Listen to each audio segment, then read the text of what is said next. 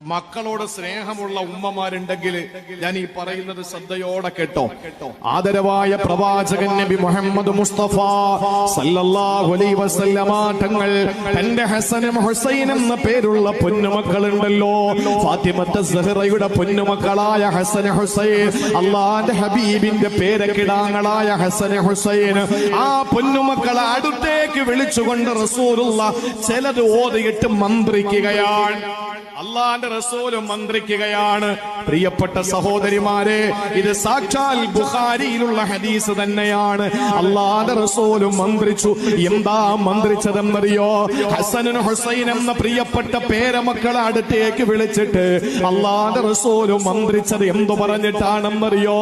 അഊദു ബികലിമാത്തില്ലാഹി തമ്മാ മിൻ കുല്ലി ശൈത്താനിൻ വഹമ്മാ വമിൻ കുല്ലി ഐനിൻ ലാം